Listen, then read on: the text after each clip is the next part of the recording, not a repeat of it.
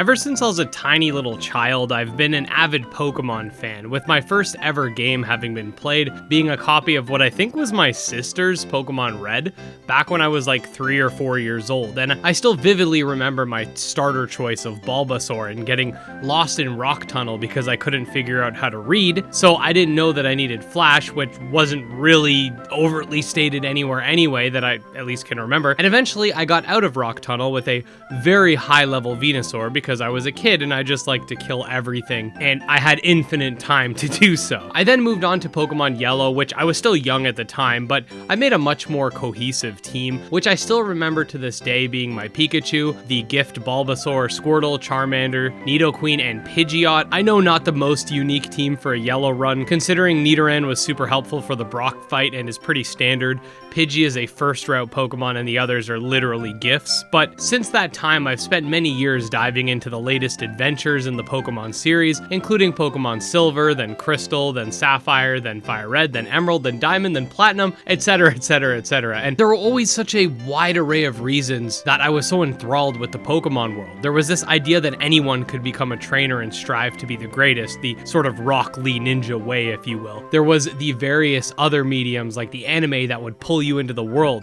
It acted as escapism. There was always really cool secrets to be found, and of course the vast array of customization present due to the sheer amount of Pokemon that you can obtain. Unlike most RPGs, monster taming games like Pokemon allow for a complete team customization rather than pigeonholing you into the same few characters that you have to utilize. This doesn't only add replayability, but extends the game's life due to that post-game completionist avenue that is the Pokédex. This is sort of what this video is going to be revolving around, and not just that, a series of videos that I have planned as sort of a side project on this channel, which originally was just going to be a personal hobby type thing that I was going to do myself, but I think this could be a lot of fun to have you guys join in with me. Out of all the generations of Pokemon, I've always found Generation 3 and its Pokédex to be the most interesting because Gen 3 did not allow for transferring from the first 2 generations of Pokemon, which meant that you could only complete the National Dex with the Pokemon games present within that generation. Furthermore, the 3rd generation, in my opinion, is one of, if not the best, considering the Hoenn games are great, Fire Red and Leaf Green are awesome Kanto remakes, it has arguably the best pixel art style, most ROM hacks are based off of it, making it even more memorable, etc. But you also have the GameCube Gen 3 games based on the Array region, which adds in a lot of Pokemon, which you can technically get otherwise, but it makes them far more available. Now, just to sort of sidestep for a second, I've been putting a lot of thought into what I wanted to do with the living decks that I currently have in Pokemon Bank, which for some reason is missing a Xatu. I'm not sure why, and it doesn't have Meltan and Melmetal and Zeraora because I made the living decks before those Pokemon were available, but I'm having this sort of dilemma where I don't know if I want to just keep this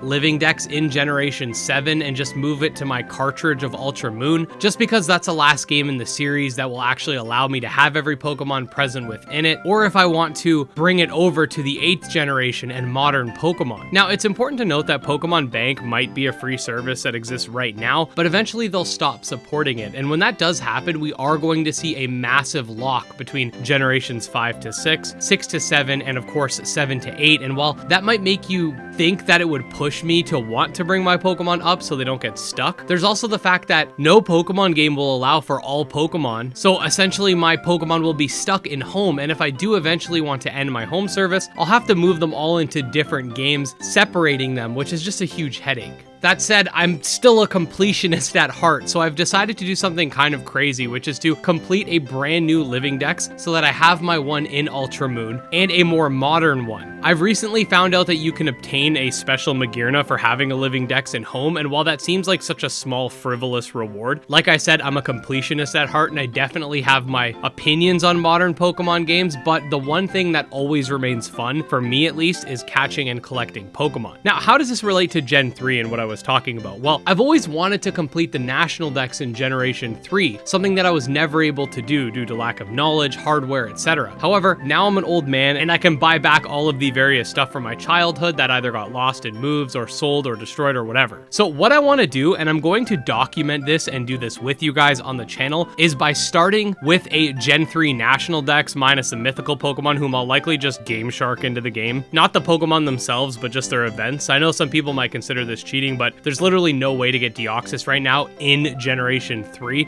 And I'm also not going to fork over hundreds upon hundreds of dollars to get a gift Jirachi from the Coliseum bonus disc, nor am I buying a Japanese GameCube and a Japanese copy of said bonus disc just to get Celebi. I think Gen 3 had a lot of really cool events that I missed out on, like the Faraway Island event in Emerald, the Birth Island event in Fire Red and Leaf Green, and while I do have the mythicals in my bank right now because of the 20th year Pokemon mythical thing that they were doing where they were mystery gifting them every month, I still want to experience those events for the first time because I've actually never played through them, even on emulation. Other than that, after I'm done with our Gen 3 National Dex, I might try to do the same thing with Gen 4 and then Gen 5, but my main thing for this channel is that Gen 3 works because I actually do have the means to record footage, which I can actually showcase, whereas with the DS, the capture card installed DSs go for over $1,000. If I can conquer this Gen 3 National Dex, I'll be happy to move up to Switch for the bulk of my capturing minus whatever I need to transfer from the DS games, and I can document that as well just because I have an Elgato capture card that allows for this. So basically the plan is that I'm gonna make some videos here and there that kind of go through my journey trying to accomplish this childhood goal of mine. I may stream some of my playthroughs, or at least parts of them, while we're collecting and breeding and doing whatever. And I think that this will be a really fun way to fill up my roster of videos that I regularly put out. I did take a couple of videos of the stuff that I actually bought recently to embark on this quest, and in it you'll see how I'm going to be able to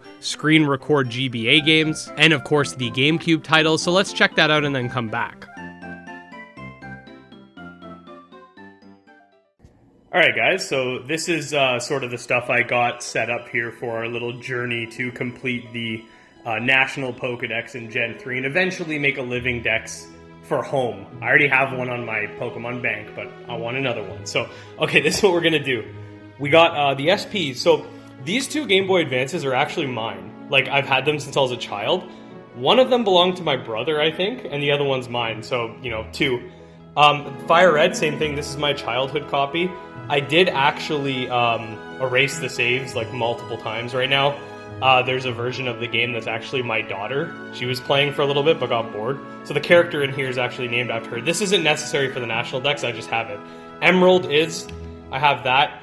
Coliseum, this cost me 200 Canadian at a used game store.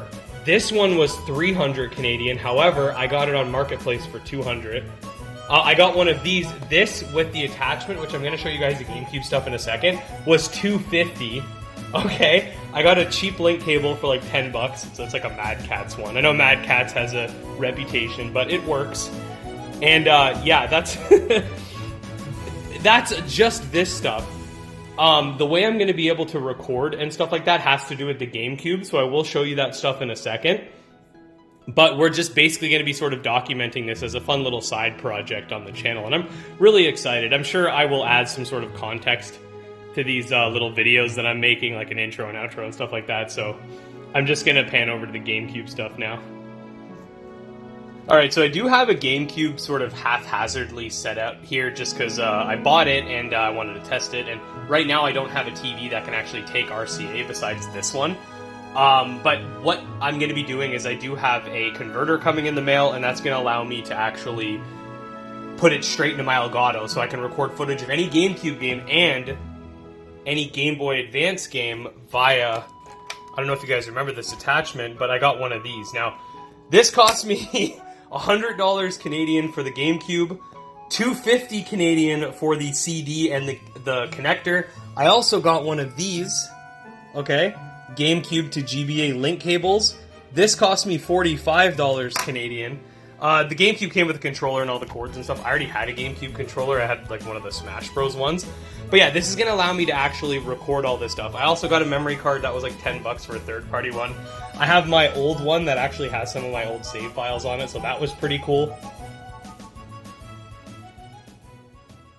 So yeah, this is something that I've wanted to do since I was a kid, and I think that my channel has a very large amount of people who are into classic Pokemon, and I think that this would be a really fun thing for you guys to enjoy. And I just want to iterate, this will obviously not take over my entire channel. My main priority is obviously the wider monster taming genre. However, the genre itself does have slow and fast periods, and I feel that this would act as a really fun side project to do to kind of bridge that gap a little bit, especially lately where I've had to get really creative with some of my video ideas. And something like this that I was literally not even gonna make videos about because it was gonna be a spare time thing is perfect for that. But yeah, in terms of content, I don't really have a set format for how I'm gonna be doing this. However, I would like to stream this with you guys, and from there I'll likely make shortcut versions of those streams that I'll narrate over, basically pointing out the difficult parts of collection, or just anything sort of interesting for those that enjoy those kind of short form videos. So for example, I could have a video talking about the exclusives I had to get for Leaf Green, for Coliseum, XD, etc.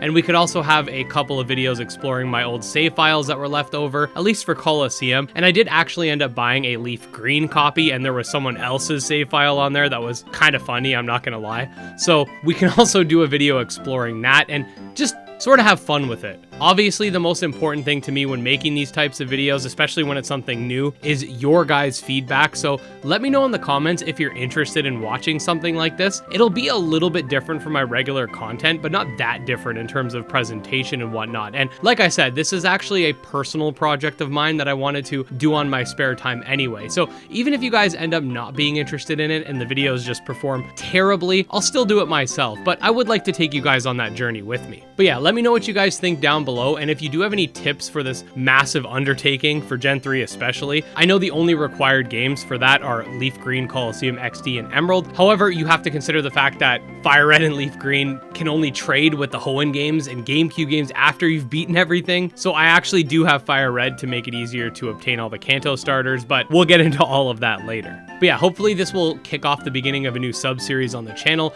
completing classic Pokemon games that most of us never really beat. And if somehow these videos get an insane amount of support, I will look into potentially doing something like this for the DS games. We could do like a National Dex in Diamond, Pearl, Platinum, then we can move up to Black and White. Then we can move up to X and Y, etc. We can make this like a whole thing on the channel, which would be pretty dope. But like I said, those capture cards are super expensive, so and I've already invested quite a bit of money into this. But all that being said, let me know your thoughts down below, and don't forget to subscribe to join me on this journey, or if you just want to learn about the wider monster taming genre. I'll see you guys next time. Peace out.